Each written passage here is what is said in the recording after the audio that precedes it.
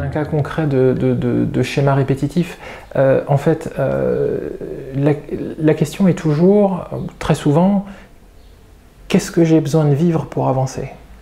Donc, dans la mesure où je subis un trauma, et ce trauma a été enfoui ou surmentalisé, justement, pour pouvoir le traverser, je crée un comportement en réponse à ce trauma. Ce comportement, dont je suis souvent pas conscient, d'autant plus qu'il m'aura permis de survivre, permis de traverser la vie. Moi j'appelle ça souvent couler des chapes sur l'inconsolable, pour pouvoir marcher droit. Hein. Donc on a un champ de ruines ou un charnier, on coule une chape dessus et puis c'est super. Sauf que de temps en temps les morts se réveillent au contact de certaines situations. Donc il faut attaquer la dalle ou la chape à la pioche. C'est un peu le travail qu'on peut faire en stage par exemple.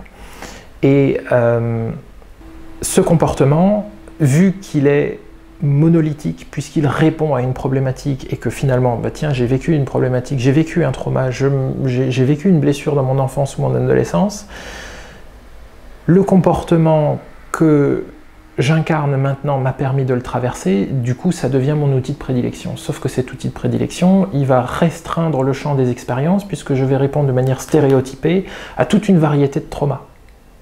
Et du coup, c'est en cela que notre comportement nous convoque, nous pousse à revivre toujours les mêmes choses. Donc par exemple, je ne rencontre que des gens qui finissent par m'abandonner. Finalement, on est dans quelque chose qui pourrait s'apparenter à une forme de vérification. Est-ce que je vais encore me faire abandonner? Donc bien sûr, je vais être attiré par les gens pour lesquels je pressens la possibilité d'un abandon. Tiens, là je vais aller vérifier, tout ça c'est un processus inconscient, hein. Je vais aller vérifier, voir si cette fois-ci je peux éventuellement ne pas me faire abandonner, mais pour bien le vérifier, parce qu'il faut bien le sentir, mais je vais tout faire pour être abandonné. Et finalement, je réussis, et c'est fabuleux, sauf que je répète encore une fois quelque chose que je n'ai pas, encore une fois, transcendé, ou que je n'ai pas compris, ou que je n'ai pas intégré. L'idée, c'est de prendre conscience de quels sont les mécanismes sous-jacents, comme celui que je viens d'évoquer ici.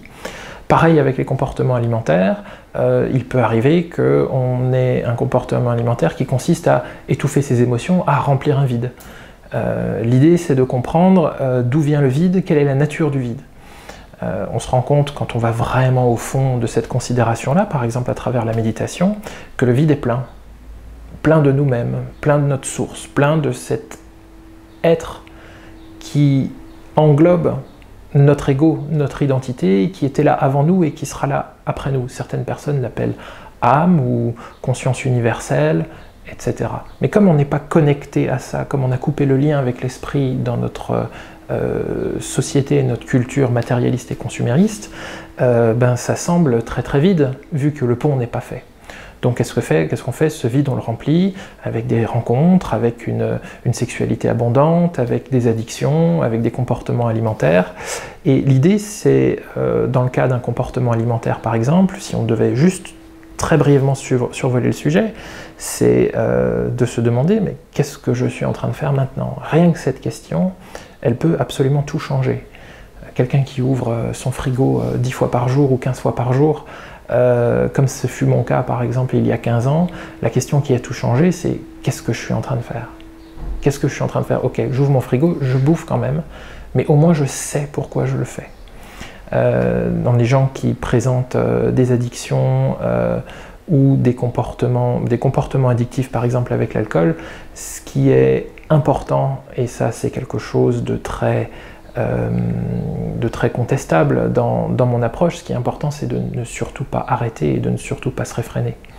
Donc quelqu'un qui a un problème d'alcool, ce qu'il rencontre dans sa vie, potentiellement, c'est une opposition. Tout le monde lui dit « tu as un problème, il faut que tu arrêtes ».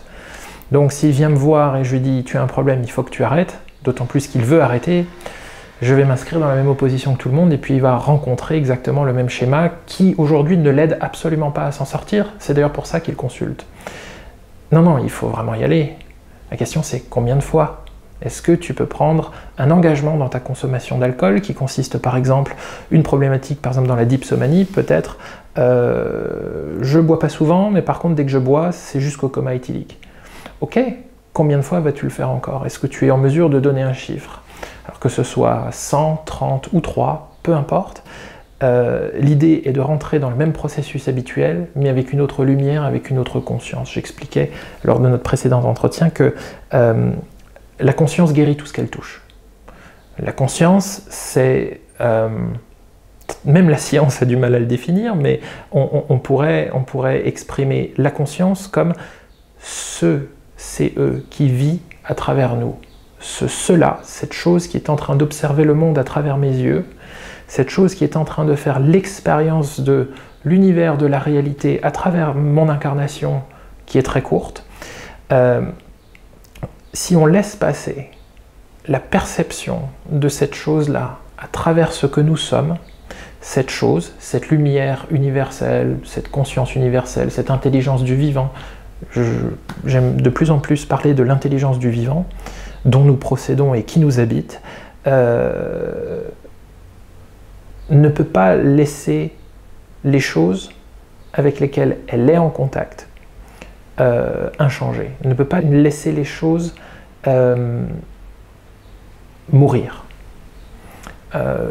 Ou parfois, elle peut faire mourir certaines choses comme des illusions. Ce dans quoi nous sommes enfermés dans la problématique que j'évoque juste avant, qui peuvent être par exemple les troubles alimentaires ou les addictions, c'est qu'en fait, on interpose quelque chose entre la réalité, les phénomènes, et cette conscience universelle ou cette intelligence du vivant qui est la substance originelle qui nous habite et qui nous fait bouger, nous mouvoir et qui anime finalement ce sac de chair et d'os que nous sommes. Qu'est-ce qu'on interpose? C'est tout ce qu'on a mis sur nos épaules dès la naissance, c'est l'ego et tout le concept d'identité. Et ça, c'est un outil fabuleux qui consiste à survivre. C'est comme un programme informatique. La conscience ou l'intelligence universelle serait, par exemple, le système d'exploitation qui fait tourner la machine, et dessus on ouvre un logiciel. On ouvre notre fichier Word, et dans lequel on se raconte notre histoire. Voilà, je suis un homme, j'ai 30 ans, je suis hétéro ou homo ou peu importe, ensuite j'ai ce métier, et puis il m'arrive ça dans ma vie, et en fait on se construit toute une narration qui vient définir notre identité. Et une fois que ces choses-là sont écrites, c'est très très dur de les effacer. Et cette chose-là, ce fichier Word, vient s'interposer entre ce qui est avant nous et ce qui se propose et la vie qui se propose face à nous. Et le processus de conscientisation, c'est justement prendre conscience de qu'est-ce qui demeure inchangé, qu'est-ce qui est difficilement changeable, quelles sont les lignes dans ce fichier Word qui viennent nous desservir en fait. On pourrait parler par exemple de design existentiel, on pourrait redessiner notre vie. Mais si on ne regarde pas, si on ne fait pas défiler le fichier vers le haut, qui est en fait nos expériences premières, on a du mal. Et en fait, tout ce qu'on essaie de faire, c'est défiler vers le bas et voir ce qui se passe après. Et donc c'est pour ça qu'on a par exemple des troubles alimentaires, ou c'est pour ça qu'on étouffe nos émotions avec des dépressifs comme l'alcool, des substances dépressives, ou qu'on se suractive avec du café ou de la cocaïne ou des choses comme ça. Voilà.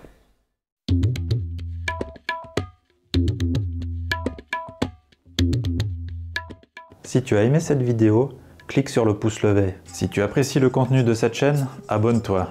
Et n'oublie pas de cliquer sur la petite cloche pour être averti de nouvelles vidéos. Merci.